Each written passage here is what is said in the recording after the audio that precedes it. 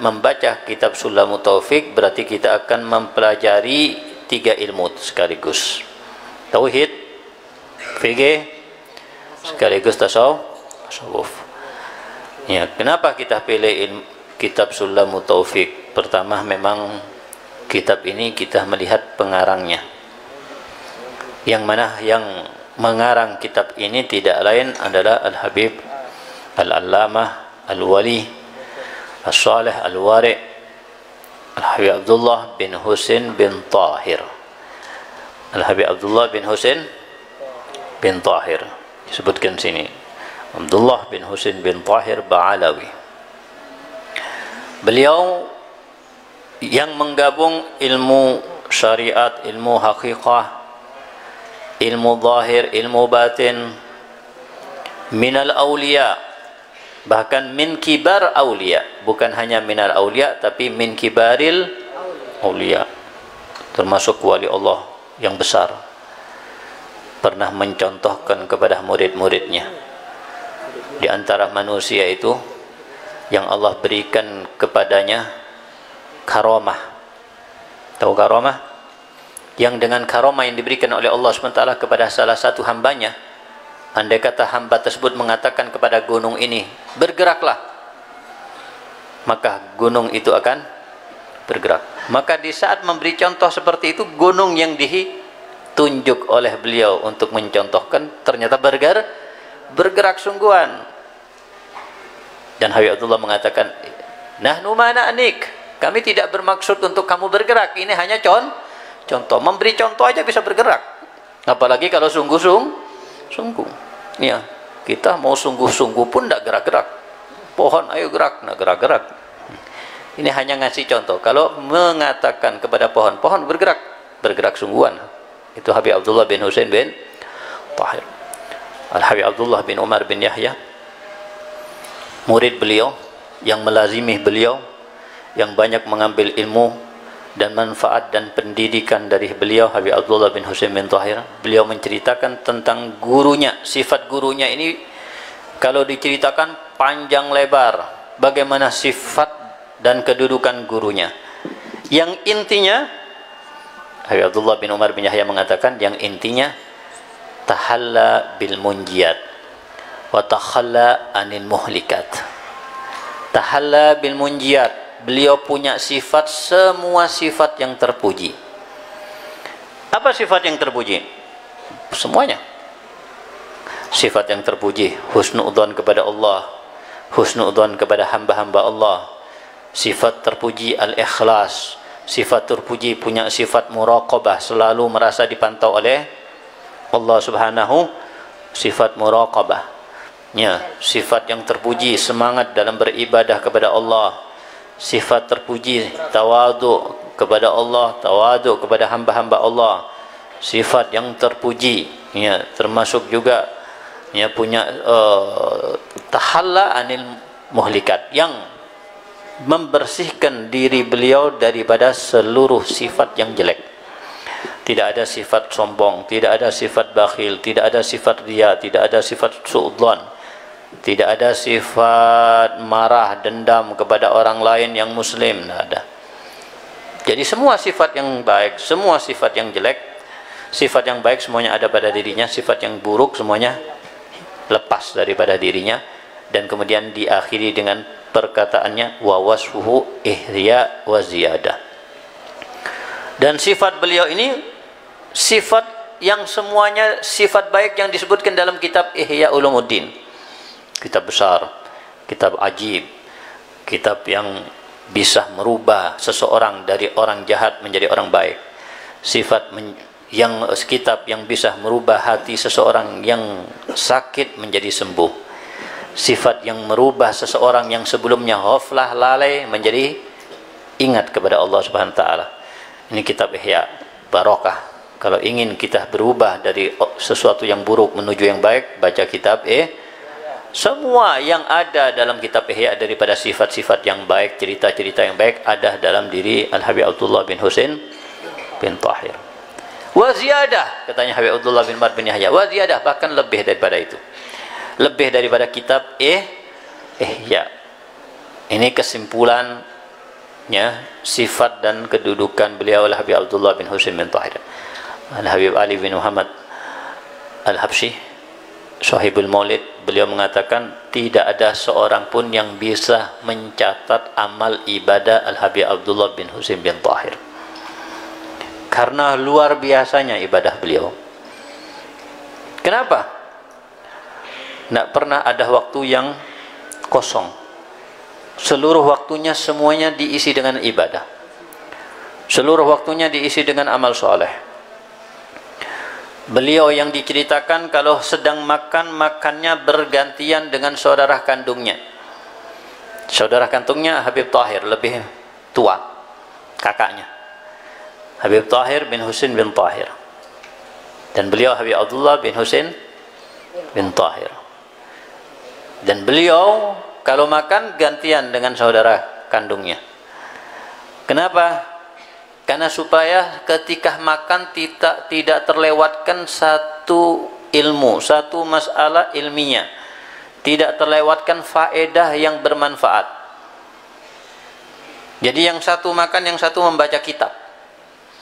Jadi kalau makan berdua gantian. Ya, anak sekarang makan, ya, anak sekarang baca kitab, yang satu makan.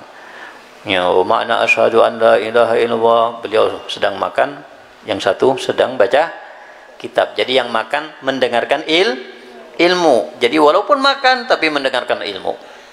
Nanti gantian, selesai makannya beliau yang baca kitab. Dan Habib Abdullah bin Husain bin Tahir yang makan sambil baca, sambil mendengarkan pembacaan kitab. Jadi tidak ada waktu yang terluang. Itu tanda orang yang dekat dengan Allah Subhanahu wa taala. Tanda orang yang beruntung, tidak akan menyia-nyiakan waktu yang sangat mahal. Jadi Al-Habib Abdullah bin Husain bin Tahir, beliau semua waktunya terisi dengan ibadah. Jadi kalau mau menghitung amal beliau tidak bisa, katanya Habib Al-Habsyi. Satu hari wiridnya, satu hari baca la ilaha illallah 10.000 kali. Nanti satu hari berapa kali? Pernah baca la ilaha illallah 10.000 kali? Tidak pernah. Ini wirid beliau setiap hari, artinya wirid itu setiap hari, istiqomah. Kemudian baca apa lagi? Baca Allah Allah Allah 10.000 kali. Baca apa lagi?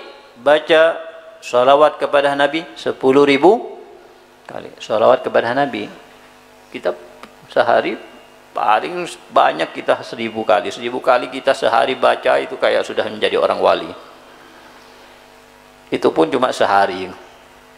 Habisnya tidak baca lah. Ya, kalau Habib Abdullah bin Husain ini tiap hari istiqomah. Ya, belum bacaan Qur'annya. Ribuan kali khatam Qur'an. Ribuan kali. 1.000 kali khatam Qur'an itu nolnya berapa? 1.000. Ya.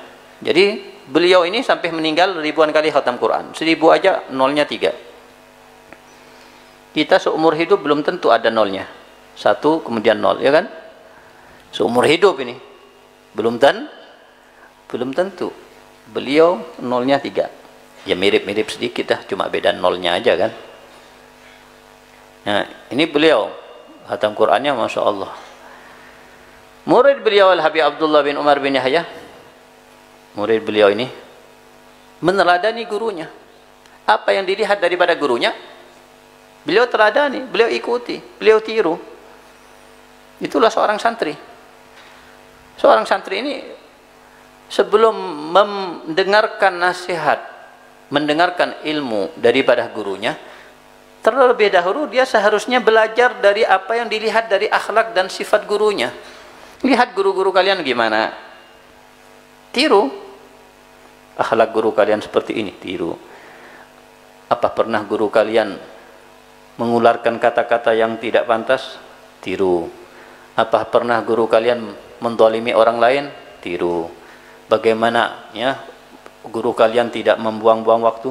Bagaimana guru kalian semangat dalam khidmah? Bagaimana guru kalian semangat dalam belajar, semangat dalam berdakwah, dan seterusnya? Itu tiru. Tidak perlu guru kalian mengatakan, tiru aku ya dalam membaca sholawat, tiru aku dalam berzikir, tiru aku. Tidak perlu. diomongkan seperti itu, kalian harus lihat sendiri, harus meniru sendiri. Ya, sebelum membaca kitab dengan guru, harusnya kalian belajar dengan keadaan guru kalian. Ya, jadi itulah Habib Abdullah bin Umar bin Yahya, meneladani gurunya dengan apa yang dilihat daripada gurunya. Banyak baca Quran beliau, Habib Abdullah bin Umar bin Yahya. Sampai-sampai suatu waktu Habib Abdullah bin Husain bin Yahya bermimpi. Yang di dalam mimpinya beliau melihat kota di Masileh penuh dengan rumah-rumah penduduk di kota Masileh, salah satu kota daripada kota-kota Hadramaut, yang mana kemudian di situ dilihat di antara rumah-rumah itu banyak yang bercahaya, tapi ada satu rumah yang cahayanya luar biasa. Cahaya itu bukan hanya berada di rumah itu aja seperti rumah-rumah yang lain, tapi menjulang ke langit. Kalau rumah yang lain, rumah cahaya di rumah-rumahnya tidak sampai ke langit, ini sampai ke langit. Dan beliau perhatikan rumah itu ternyata rumah ponakannya sendiri, muridnya sendiri, yang tidak lain adalah Habib Abdullah bin Umar bin Yahya, yang bermimpi Habib Abdullah bin Husain bin Tahir, gurunya sekaligus pamannya. Sekaligus apa? Pamannya. Gurunya ini bermimpi seperti itu, memberi kabar kepada muridnya, bisyarah. Kalau kalian mimpi baik tentang saudara kalian, tentang orang lain, dianjurkan diceritakan. Kalian misalnya mimpi, ini contoh, kalian mimpi Rasulullah, kemudian Rasulullah SAW mengatakan, sampaikan salamku kepada temanku Fulan bin Fulan, dan katakan aku cinta kepadanya misalnya. Bangun dari tidur, ngapain anak sampaikan, mana tidak suka dengan orang itu. Jangan, kalian sampaikan cerita itu. Nah, inilah yang dilakukan oleh Habib Abdullah bin Husain bin Tahir. Mimpi kabar gembira buat ponakannya sekaligus muridnya. Ya, kemudian disampaikan, anak melihat cahaya, masya Allah, dari rumah inti menjulang ke langit, sedangkan rumah-rumah yang lain biasa-biasa aja cahayanya. Senang Habib Abdullah bin Umar bin Yahya. Kemudian ditanya oleh Habib Abdullah bin Husain bin Tahir, ente kok bisa mendapatkan bisyarah seperti ini? Kenapa? Apa yang ente lakukan di rumah tersebut? Pasti ada sesuatu yang ente lakukan di rumah tersebut sampai ada cahaya yang menjulang, masya Allah. Jawaban Habib Abdullah bin Umar bin Yahya, tidak aku lakukan di rumahku kecuali aku meneladani Anda. Apa yang engkau lakukan, aku lakukan di rumahku. Engkau banyak zikir, aku banyak zikir. Engkau banyak mengaji, aku banyak mengaji. Habib Abdullah bin Husain bin Tahir banyak menghatamkan Quran. Beliau banyak menghatamkan Quran di rumahnya. Ini meniru gurunya. Dan Habib Abdullah bin Umar bin Yahya mengatakan, jangankan di tempat ibadah beliau punya rumah tingkat. Masjid ada tingkat, ada anak tangga, ya kan, mau naik ke atas. Setiap anak tangga pernah digunakan untuk duduk dan menghatamkan Quran dari awal sampai akhir. Setiap anak tangga lagi di atasnya pernah di situ duduk hatam Quran. Anak tangga lagi di atasnya pernah duduk di situ hatam Quran. Terus berapa anak tangga itu sampai ke atas. Itu baru anak tangganya. Ya, jadi belum di tempat lain. Apalagi tempat ibadahnya. Belum tempat lain, apalagi tempat ibadahnya. Kita ini tempat ini pernah maksiat. Ini pernah maksiat. Ini maksiat, naudzubil. Tapi beliau hatam Quran, tempat ini hatam Quran, tempat ini hatam Quran. Baru anak tangganya, belum tempat ibadahnya. Ya, tidak heran di situ bercahaya rumahnya. Ya, itulah Habib Abdullah bin Husain bin Tahir, yang beliau belajar kepada Habib Hasan bin Shalih Al-Bahar, dan beliau dididik oleh pamannya, bibinya adanya saudara daripada ayahnya, saudara ayahnya Ummu Kulsum, seorang wanita yang salihah, yang Ummu Kulsum ini yang menjalankan amanat daripada saudara kandungnya untuk mendidik ponakannya Habib Abdullah bin Husain bin Tahir, dan sekaligus Habib Tahir bin Husain bin Tahir. Karena ayahnya meninggal dunia di waktu beliau berdua masih kecil, meninggal dunia, dididik oleh bibinya. Ya, dididik dengan didikan yang masya Allah, diajarkan tahajud, Diajarkan sholat sunnah, bukan sholat 5 waktu. Kalau sholat 5 waktu sudah jelas. Tahajud diajarkan, khatam Quran semenjak dini diajarkan, belajar ngaji pun demikian dengan bibinya, dididik, tidak boleh mengeluarkan kata-kata kotor, berbohong, tidak boleh dendam, tidak boleh mempunyai rasa sifat sombong kepada orang lain.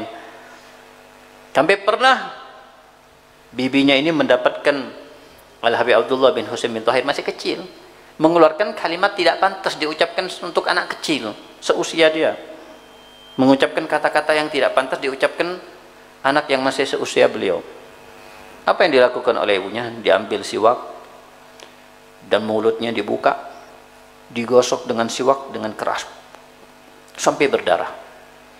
Ludahlah, ludah, darah semuanya. Ini akibat kalimat yang kamu ucapkan tadi. Kalau kamu ulangi lagi, aku akan ulangi lagi seperti ini. Kira-kira ngulangi lagi? Nah, jadi harusnya seperti ini. Kalian melanggar dipukul. Supaya apa? Supaya tidak mengulangi lagi. Jadi dipukul itu supaya apa?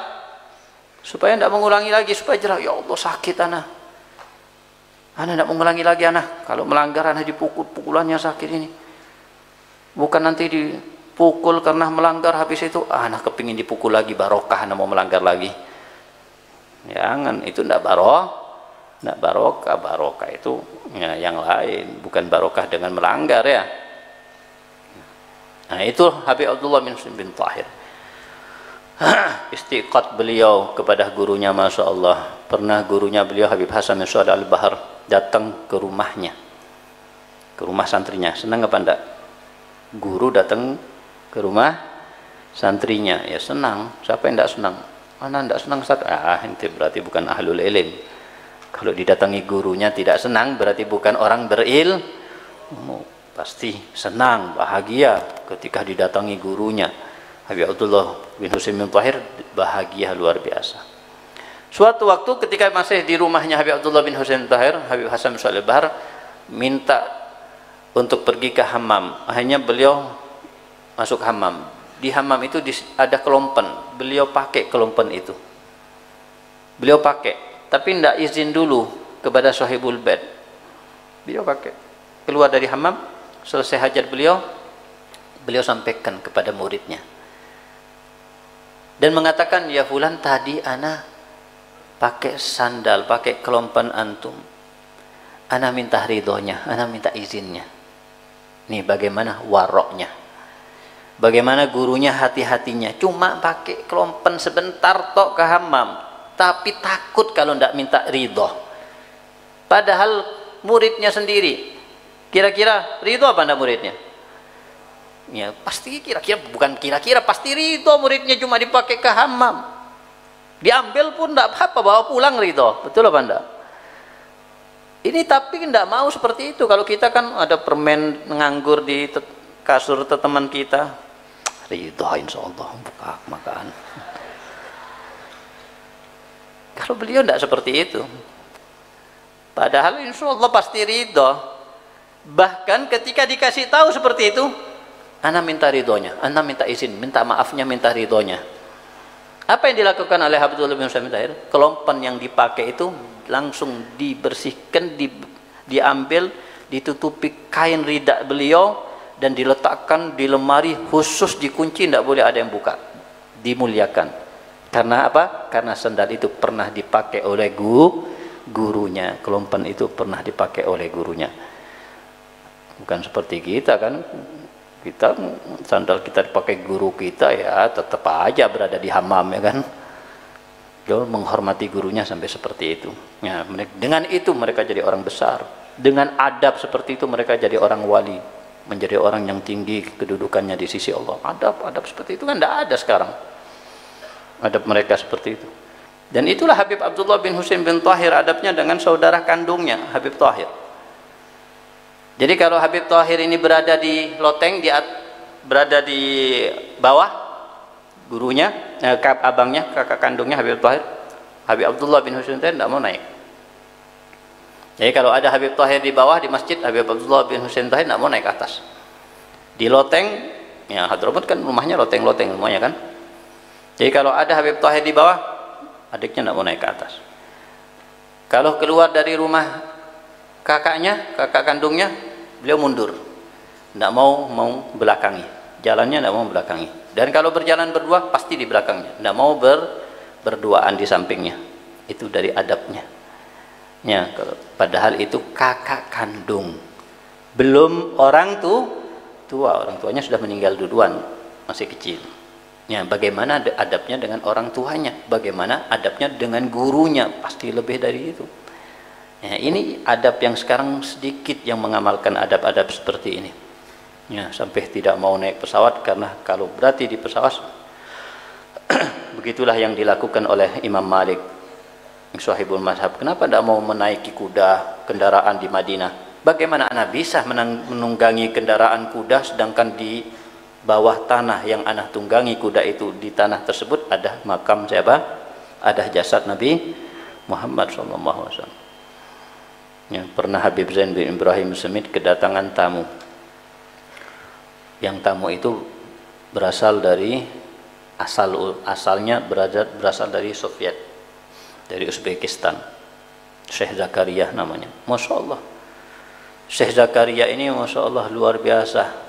Dari adabnya beliau dari Uzbekistan pergi ke Madinah Al-Munawwarah, tidak mau menunggangi kendaraan, jadi berjalan kaki. Padahal kendaraan ada.